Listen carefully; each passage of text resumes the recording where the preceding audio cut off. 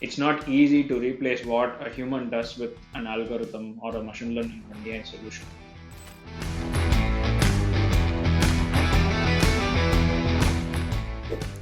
Hello, and welcome to another vibrant and amazing episode of Merging Minds. Our guest today is Harish Arunachalam, who works as principal data scientist in the Responsible AI group at Verizon. As an applied science enthusiast, he tackles interesting and emerging problems in the domain of artificial intelligence and its applications to the industry and society. He helps enterprise scale solutions and strategy for futuristic technologies and advocates their wider adoption within the organization, generating intellectual properties. Thank you, Harish, for being here with us. It's a pleasure to have you. And can you start off just by telling us a little bit more about what it means, what you do, and what you focus on, the problems you solve, and the things that keep you up at night?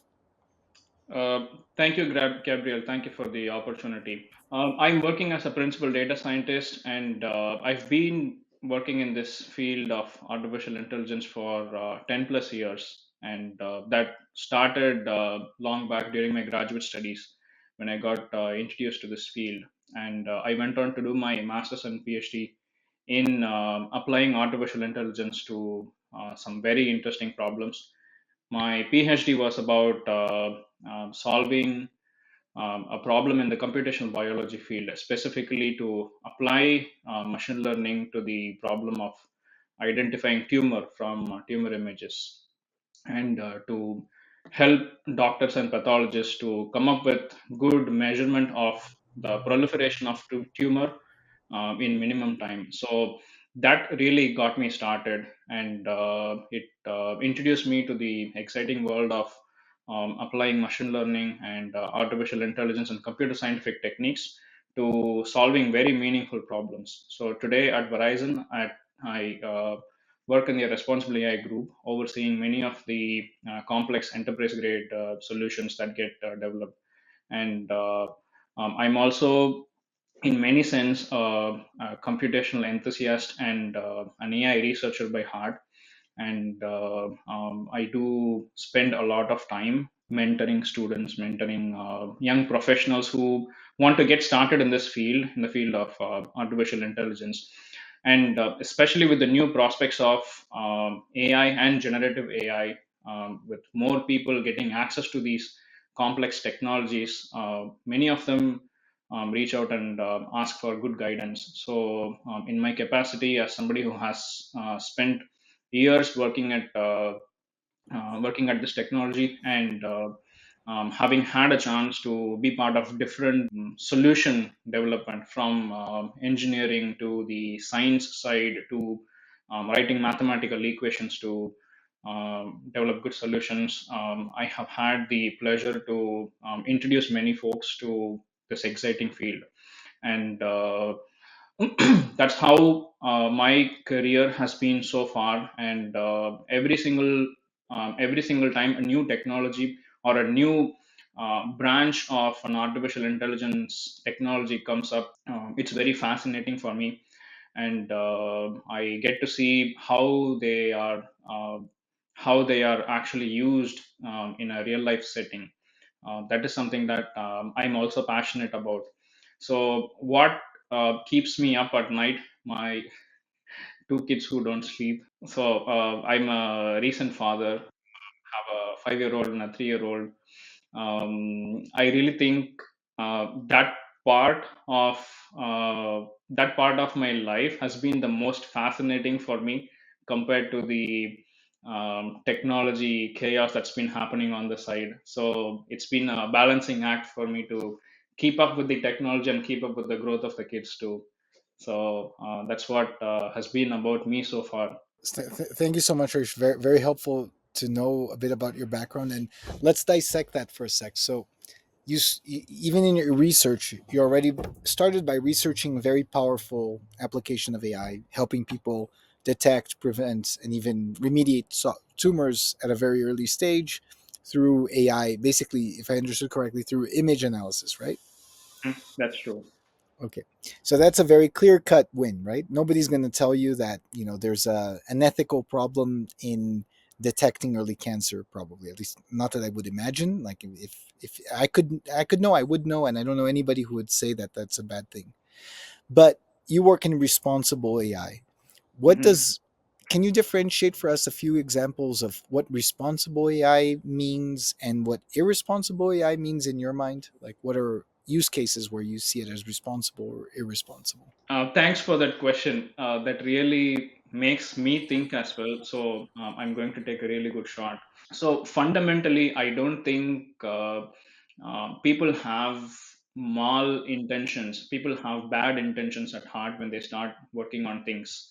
And whenever they are trying to develop solutions, it's not that they want to take advantage. Of course, there are some pockets of folks who do that for a purpose, but majority people want to do something significant. They want to help, but what happens is that when uh, a technology as powerful as artificial intelligence is put in the hands of people who are not really trained to handle that type of a solution, who don't understand what is working within the who don't understand what is within working within the covers, who don't understand the mathematics or the statistics or the computer scientific methods behind a powerful technology as artificial intelligence, then it becomes problematic. So, responsible AI, the way I see it, is about uh, using good awareness in the way we create some solutions, in the way we create artificial intelligence solutions, and not just with the development process, but also responsibly using those solutions so that it doesn't bring harm to whoever is going to be using that solution. At a very high level, responsible AI is about, let's say, there are some fundamental principles like how we as humans in life we have like good principles. We have integrity, we have ethics, we have some value system. So it's about the same way of bringing those value systems into the way we develop solutions using artificial intelligence or with artificial intelligence. So, today in the common industry and academia, responsible AI, when people talk about responsible AI, they talk about certain principles of responsible AI. That includes fairness, accountability, transparency, privacy, data privacy, and responsible use, explainability, things like that. And each different organizations or different entities may have a combination of these principles or may have a very different way of looking at this responsible development. But fundamentally it's about at a very high level having abstract concepts or abstract values. Let's say you take fairness in the way of creating a solution, fairness in the way of collecting data, fairness in the way of letting the users know that what they offer is fair and is devoid of any harms. So it's about sticking to those principles. You talk about transparency, it would be about transparency in the process in which these solutions are created, transparency in the data collection procedure, transparency in data processing, and transparency in the way those outcomes are provided to the users. So when you bring this down to the lowermost level, each of those principles will have certain defined methods for different purposes. So it's about having those bigger values, larger values, guide the process of development and use of responsible AI is how I actually see the whole field. So, just to make sure that I learned correctly, so you mentioned a few core values. So, explainability is one of them. Mhm. Data collection practices, another one. Mhm. Privacy of the information throughout is another one. What Yes. else did you say that was important? Uh, The Fairness, transparency. How is transparency different from explainability? Is that different? So transparency, that's actually a good question. Transparency can be applied to different things. Explainability addresses only a certain portions when it comes to, let's say, specific model or list of models, machine learning, deep learning models, or generative AI models that are being used as a decision making tool. Explainability is about, can you explain a certain decision? So if you deny a credit to somebody, can you explain why you deny credit? So can you interpret the results? Can you interpret the data? It's about that. Whereas transparency is about having a good look in what a solution does end to end. Do we have enough insight into the way certain certain solutions are created? Do we have transparency in the way data is collected and then data is So processed? kind of like over the overall process, Yes, transparency over the overall process, whereas like explainability is over that specific transaction, how it yes, happened, right? yes, Okay. yes, that's right. So transparency, explainability, data collection practices, privacy, any other ones that you would add to the list? Data fairness, accountability, transparency. What else? Okay, so fairness, for instance, I have a question for you, and and if you don't want to answer this question, feel free. But I think it's an interesting one. So, let's say we're working together, and we're developing recruitment artificial intelligence software that's going to help a company find its best possible candidate for any given job. And Hmm. let's say that the software, the algorithm that we build is very, very good, and we're able to identify with 98% certainty of three very good matches for any given position, and it explains well the rationale for those candidates. But when you go into fairness, it's going to be very difficult to justify that we're being fair, right? Maybe we're looking at 1,000 candidates and we're selecting three. Hmm. In order to be fair, we would have to be able to explain why each of those 997 that were not selected, why they weren't selected, and what the criteria was. And we would have to not just both of us be in agreement, but there would have to be kind of a consensus that the selection practice is fair. So my Hmm. question to you is, in a scenario like this, is fairness something attainable, or is it just like an idea of fairness? Uh, that's a very good question, and it's a very interesting problem. One of the most well-studied problem in academia and industry as well. If you want to think about fairness as, let's say, selecting three candidates out of thousand candidates, are we being fair? So that's one part to look at it. And let's say somebody makes a decision, there is always going to be, let's say, a recruiter or a hiring manager who is going to make that decision.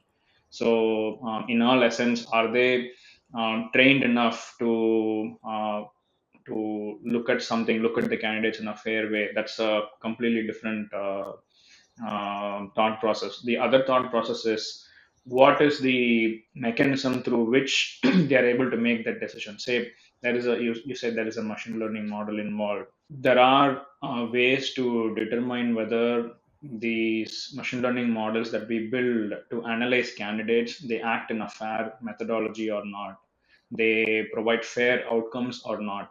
And these tests will really help you to understand whether the models are overfitting towards a certain ethnicity or a certain, let's say, gender, or it's favoring certain ethnicity or favoring certain gender.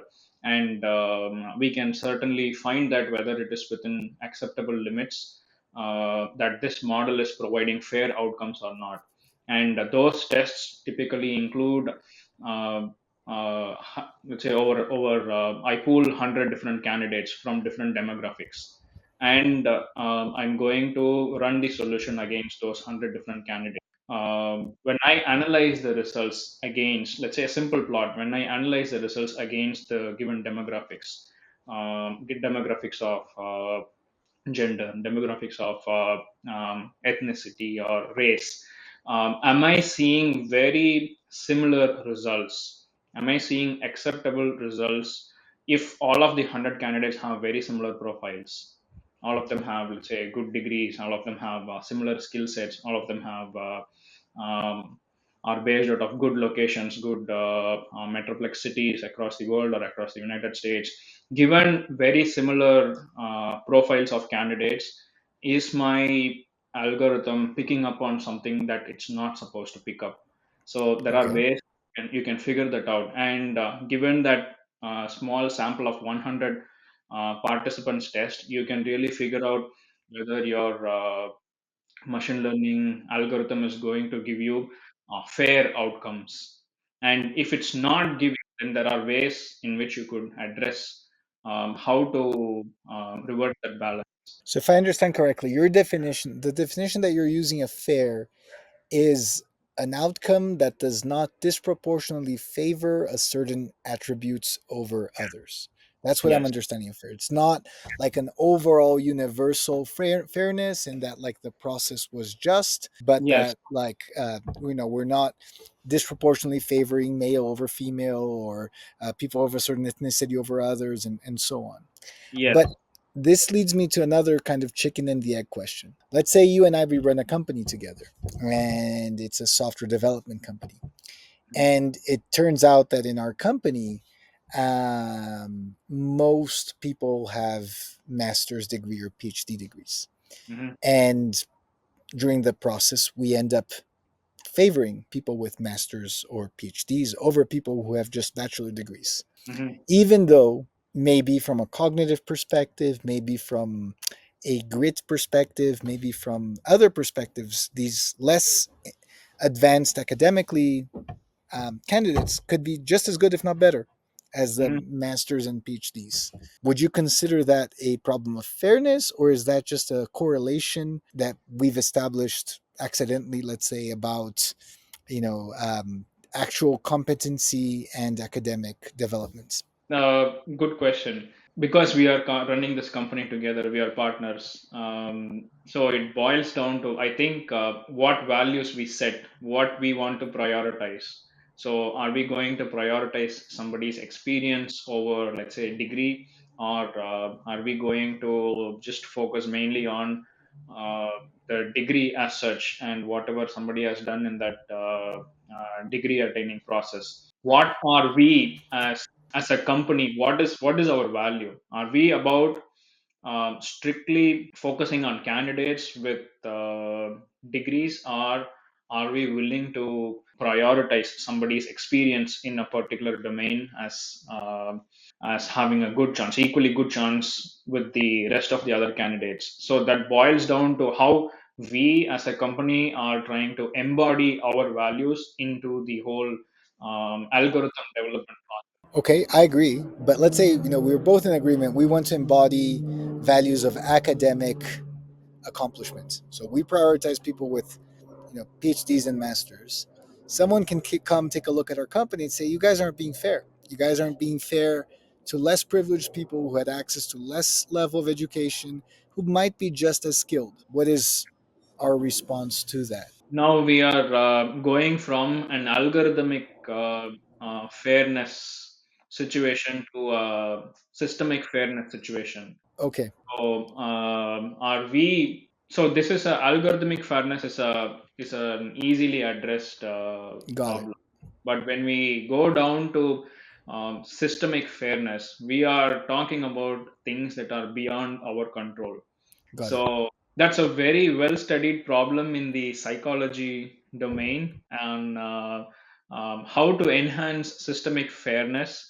And that is something that, as I understand, the federal government is also trying to do. So, are we being fair to groups? Are we providing similar access to different groups? So, coming to the context of this company, so if somebody comes up with that type of a situation, are you being fair to your candidates? Some of them may have access to, some of them may have, let's say, studied in Stanford and MIT, and our algorithm might prefer those folks who have studied with some exceptional college degrees, whereas there are other folks who may not have had the same access to those types of high value education. And what are we as a company doing to accept those types of candidates? Are we going to evaluate them fairly? So are we trying to explicitly include candidates from underprivileged backgrounds, or candidates who have not had access to these types of things? And would our roles or openings that we have be okay if we accept candidates from from those groups?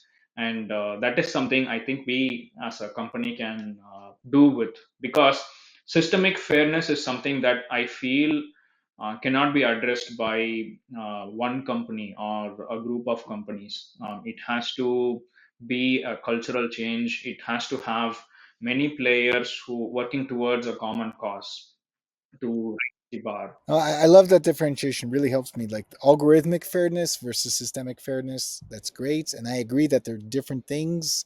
And I agree that the systemic part is exactly what systemic implies. It's like the conjunction of all these different parts. It's not, it's not our company that's going to make, let's say, change the job market by itself and make it available and accessible to people who should be. I understand that, and I also understand what you said about algorithmic fairness, but here's where I want to question the idea around responsible AI is that if we have people, for instance, working in our HR team who are selecting candidates manually for every single job opening, and they're going through the resumes and they're looking at things from a qualitative perspective too, and maybe one resume has a smiley face and they feel like touched by the smiley face, and then another one says that they have 4 kids and they feel touched because they have 4 kids, or another one, maybe they don't have any experience but they write a really touching cover letter.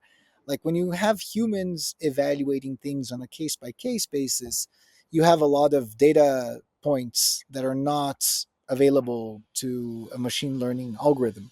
Mhm. And you also have a fair degree of erraticness because maybe we have 5 people in our team and each of them are very different and they think very differently. They favor different kinds of personality types, if not explicitly, implicitly they have all these biases and subjective values inside of them. And then when you weigh that out over millions of companies, right, millions of HR departments with dozens of people in them, and you have like literally tens of millions of humans making spot decisions, and let's say you replace that for 2 or 3 different machine learning algorithms that now are making all of those decisions, how do we ensure that there is a certain level? I mean, sure, from a machine learning perspective, you could talk about that as temperature and additional data points. But Mhm. in my perspective, it's very hard to, it's like we're getting something that's like naturally diverse and complex, and we're simplifying, reducing it, and then realizing, okay, now we have to add back the complexity. And how do we do that? do you, how do you make sense of that? Like, how do we not lose humanity in this algorithmic process? You bring up a really important point. One thing that I'm totally with that same thought process as well. One thing that we as technologists overlook is the capability of say humans. So you talk about millions of companies across the world employing HR professionals who have been looking at these things. The important thing is that the more they look at something, the more they learn. So there is a certain thing about wisdom that somebody has. Let's say if you are a HR person, you have been doing this thing for, I don't know, 10 years, 15 years. There is a large amount of institutional knowledge that gets embedded. You learn through that process every single day. You are not the same person you were 10 years ago or 15 years ago. So when you make a decision after 15 years, when you make a decision of something is a fit or not, then it stems from that wisdom, right? Whenever you want to replace that with an algorithmic system, there are only things that you can approximate. So you build a solution today, or you have built a solution 10 years ago, and you're using the same solution now. That solution or that machine learning algorithm wouldn't have improved on its own for the last 10 years. It would still be the same thing. So that's the basic difference that I feel many a times gets overlooked, and we tend to compare a human proficiency with an algorithm proficiency, which is really not an apples to apples comparison. So when you want to replace a small type of functionality that an HR person does with like a machine learning algorithm or an artificial intelligence solution, you are only addressing that small portion. However, you want to make that better, you can add more data points, but those data points, in many sense, they are only proxies. We only approximately measure those data points and we feed them to the algorithms. Algorithm would still rely on those, let's say, numbers. And let's say somebody takes a look at a resume for 8 minutes, and you do that for let's say 10 or 15 different, you calculate that over 10 or 15 different folks who are reviewing. So on average it takes 4.5 minutes. Then the algorithm might only learn from the things that you have actually measured. And many a times, when I say this is a proxy, what I mean is there are some measurement errors. So those 8 minutes or 7 minutes may not necessarily be that the reviewer is trying to spend so much time. The reviewer might be doing something else, and might be context switching, and then hence you would see an 8 or a 7 minute. Essentially, it is hardly like a minute or two, but because of so many other different things, they're able to do. But those data points are not actually captured. What you will see is those individual measures, static measures that actually goes into the training of a solution. So technically, if you want to create a very robust solution, you might want to capture as many points as possible. But functionally, I would say it's not easy to replace what a human does with an algorithm or a machine learning or an AI solution. So let me see if I understood this correctly. Part of what you're saying, you're talking about the concept of proxies and approximation, so that we're never getting, you know, symmetry from human evaluation processes. We're basically outsourcing smaller cognitive tasks to different algorithms without completely letting go of the governance of the process. Am I understanding the view correctly, or am I To a misunderstanding it? certain extent, yes, it is possible to. What I'm trying to say is, it is possible to approximate a small part of what somebody does, what an HR person is doing with an algorithm, and you may not be able to exactly reproduce whatever the HR person or whatever the reviewer is doing with an algorithm. You can only approximate to a certain extent. Very, very concentrated things. Okay, resume review or resume selection is one concentrated review. Got it. Okay, that makes sense. But still, I think that the challenge for me is, okay. So now we have, maybe a really robust algorithm that's able to make b- almost as good decisions as a human recruiter would do, if not better. The challenge that I see is, because humans, at least my understanding, they're less predictable than algorithms, at least Mm. from a small decision making perspective. Maybe if you look at humans from outer space, maybe all humans are super predictable, easy to understand machines. But in our day-to-day lives, I would say most humans feel a little bit unpredictable compared to machines. Now, is there a way to add that diversity to the algorithm so that it doesn't decide always the same thing, so that it doesn't always favor the candidate that has the most number of degrees over the candidate who shows most promise of grit and long-term continuous development? Do you see artificial intelligence, like, with enough data points? Do you see models being able to account for these things?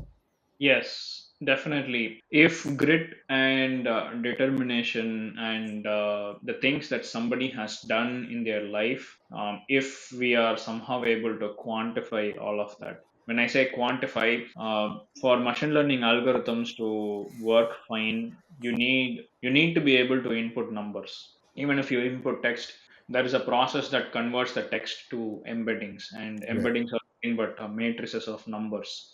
And the process that converts them to numbers are, let's say, tokenization or embedding processes.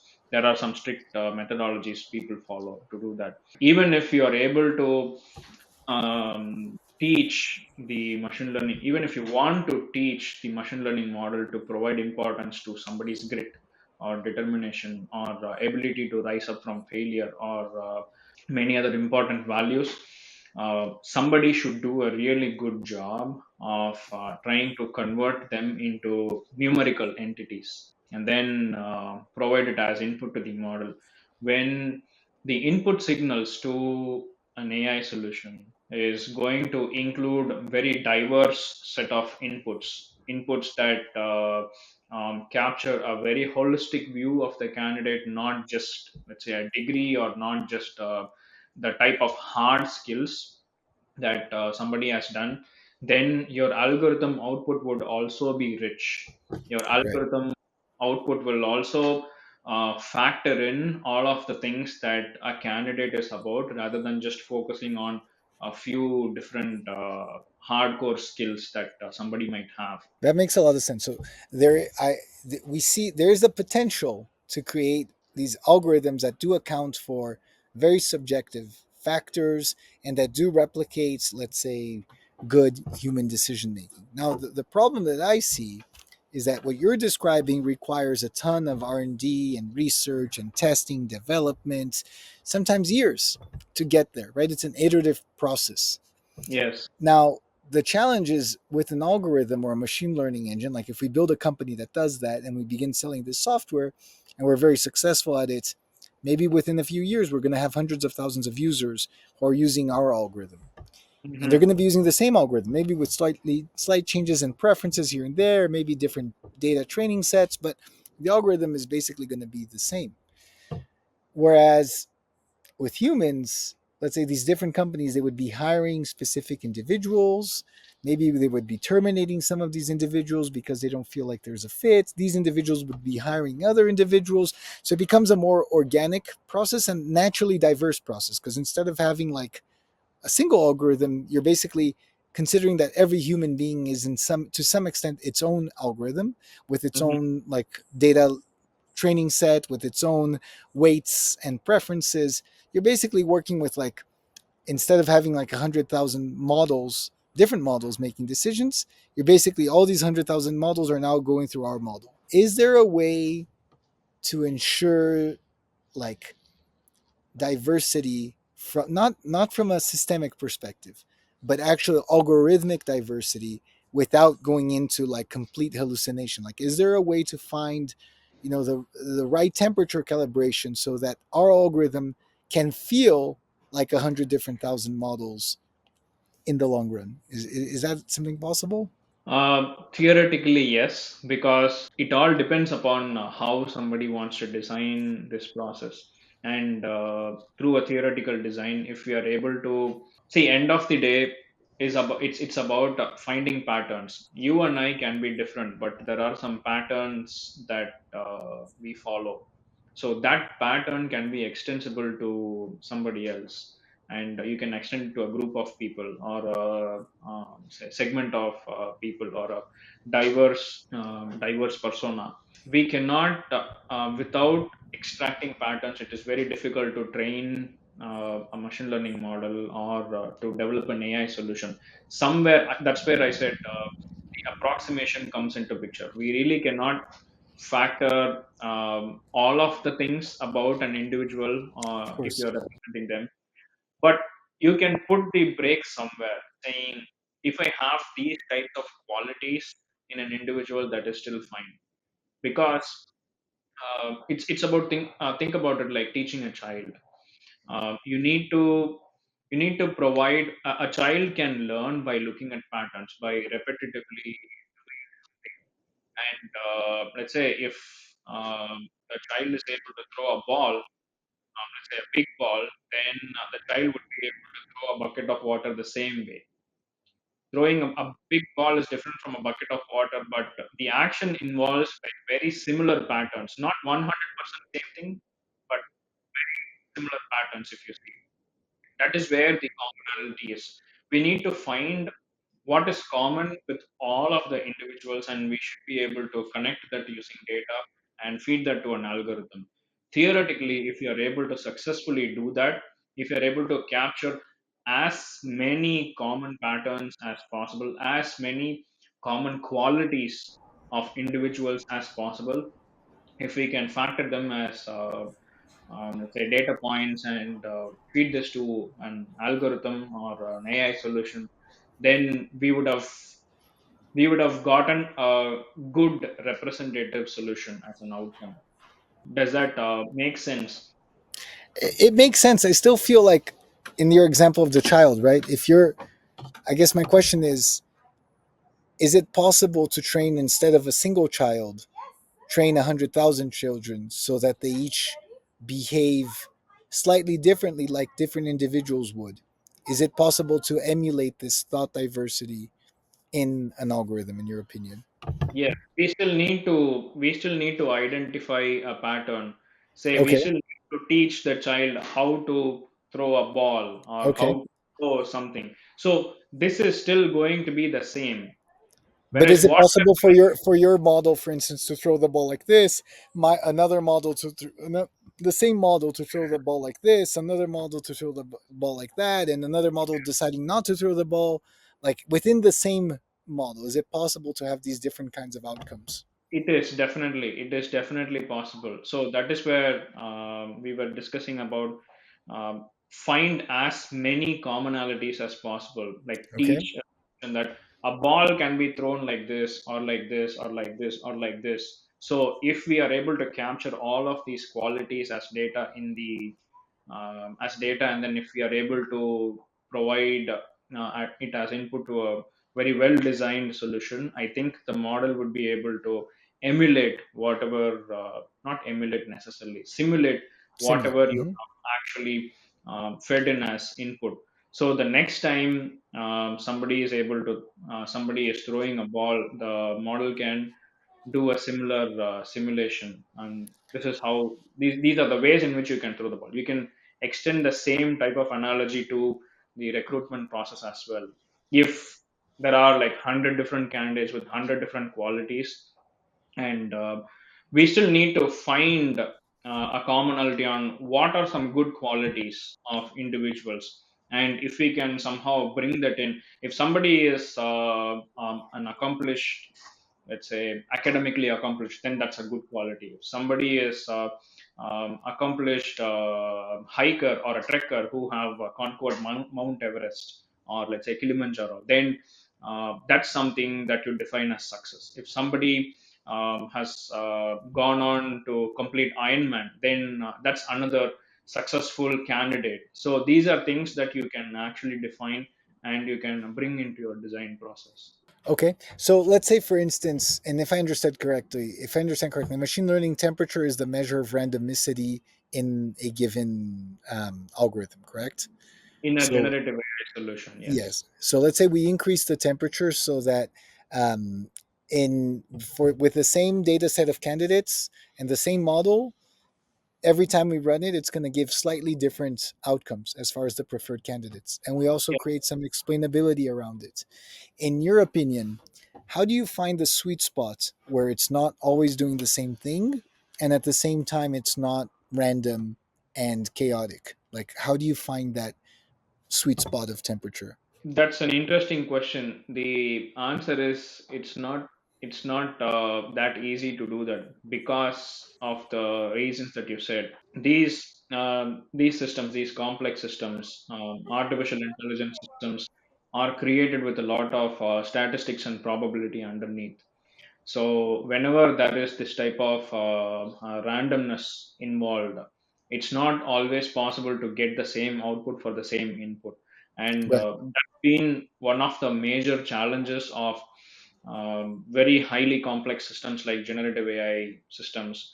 It doesn't necessarily give you the same answer to, hey, who is Gabriel Fairman? Hmm. You ask three different models the same question, they will give you different outputs.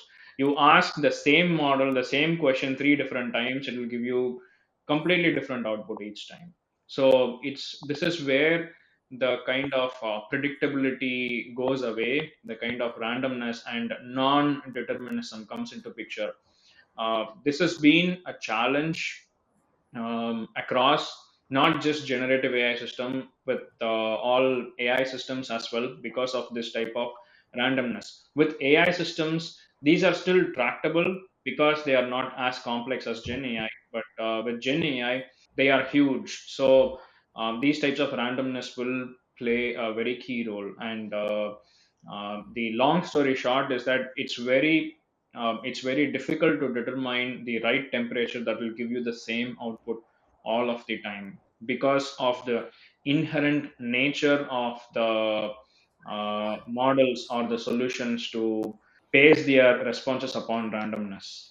Yeah, and in fact, I think I'm arguing even the opposite. That having the same response every single time may be terrible, because then we're getting into almost like a deterministic world where Yes, every candidate, every company using our algorithm is going to always pick the same candidates, hypothetically speaking, versus yes. a scenario where different candidates will have a shot. And I think underneath this argument is that there may be some fairness in randomicity or in randomness that's not present in ultimate predictability. I don't know. It's just, it gets into a little bit of a philosophy around free Yeah, will yeah. versus determinism. It's kind of like, where do you find that right spot where it's reliable, but not 100% predictable?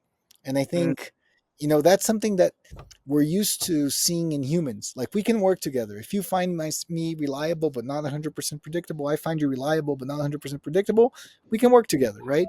But with machines, I don't think it works. Like, we have a underlying expectation of 100% predictability.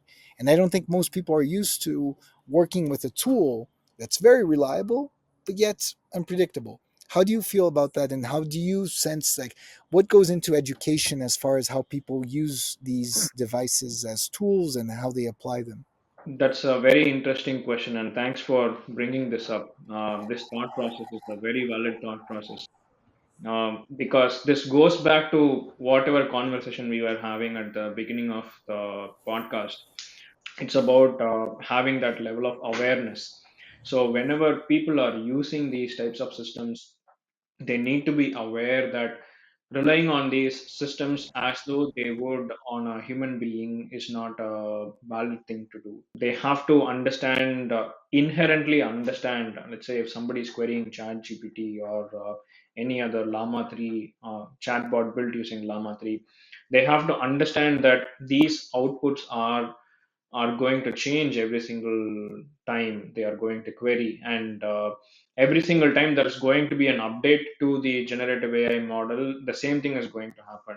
The outputs will not be consistent. So it really comes down to the fact that as users, we have to adhere to responsible use, and responsible use is use which will not harm you, as well as responsible use is something that will not harm somebody else.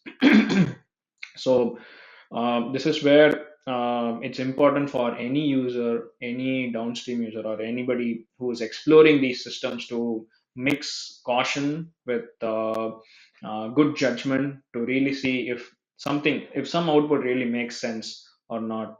And again, this somehow, to a great extent, maps into the responsible way of dealing with things. Responsible AI is not just with the development process, it's also with the use of those solutions. And as companies which are developing these solutions, are they informing the users that these solutions could be incorrect?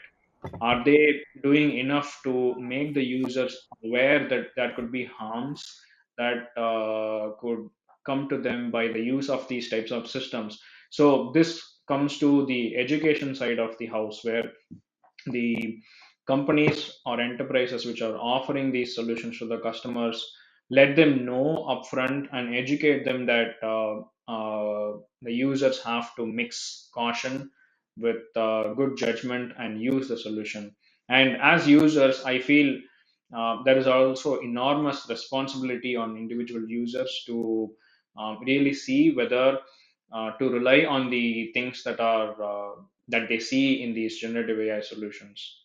So I think what I've been most hearing, Harish, and most understanding is this idea of responsibility, not just in your current response now, but throughout our entire conversation. Right? There's a great deal of responsibility and awareness of implications of how you develop the algorithms, how you select the data sets, how you apply them, how your users use them, and I don't know. It doesn't. I don't know if humans are there yet from a responsibility perspective. That's just my personal experience because I think, when I look at this, when I look at machine learning and AI, it's like using, in my opinion, a very, very powerful tool. So instead of using a hammer, using a jackhammer. Instead of using a knife, using a chainsaw, but with maybe even greater ramification.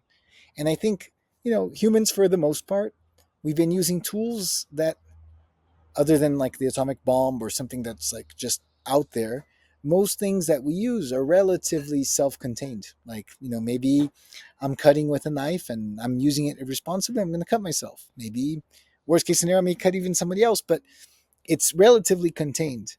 When you talk about these algorithms in mass production, mass usage, mass adoption, the containment becomes small and the responsibility becomes huge. And it just seems to me like we would need to have almost like a different set of values in place to nurture that responsibility because, in our example of, let's say we're running this company, maybe our clients, they just want to find the best candidate and they just want it fast and they just want it predictable.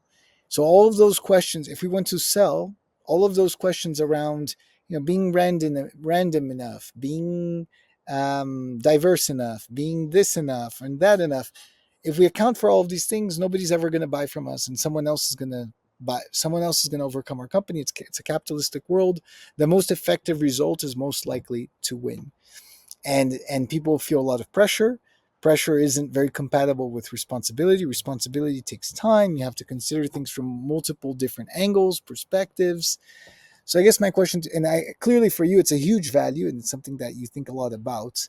What are your thoughts and perspectives on how people can become more responsible, or at least responsible enough to deal with the level of impact that the tools that they're now using have? That's a very great philosophical thought, one that I always relate to because whenever we hear about companies who are going at the speed of light to bring out some product to the market, not always we can see that all the processes are really followed. So, this is where I feel the collective mindset has to evolve. This is still a very niche field, and although it's a completely different technology, end of the day, this technology is only going to help write your email. Email writing is still a task, and this is only going to automate email writing. That's it. Whether you type it with your hand or whether you're going to use a tool to automate email writing, that's really up to you. However, what I feel is this mindset has been slowly evolving. It's not complete doomsday, but I really feel there's been a lot of interest in recent days to change that thought process. Now, soon, AI ethics, ethical AI, it transformed into responsible AI, and now there's AI safety. All of this has been evolving into a very multidisciplinary field.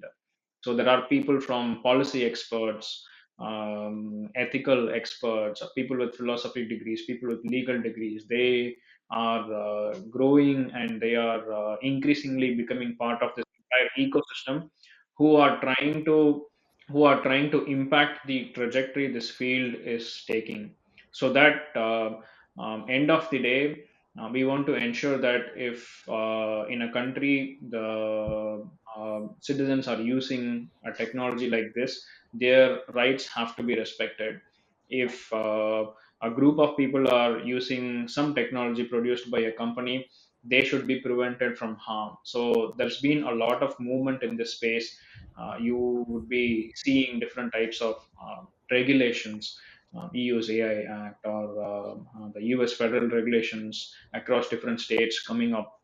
So there's been many folks who have been increasingly involved in this space, and to me, that's a big positive sign.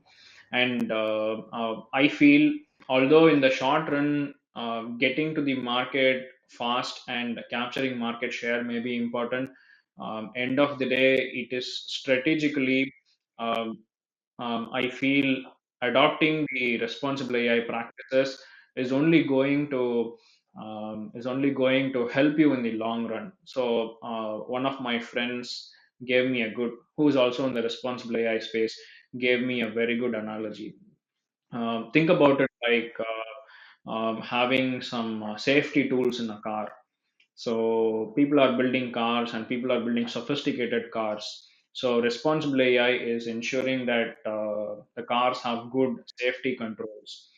Yes, it might take a little bit more time for your car to reach the end of the supply chain line and to be able to be sold to the customers, but ensuring that all of these processes are rightfully followed is only going to make your cars more safer in the long run.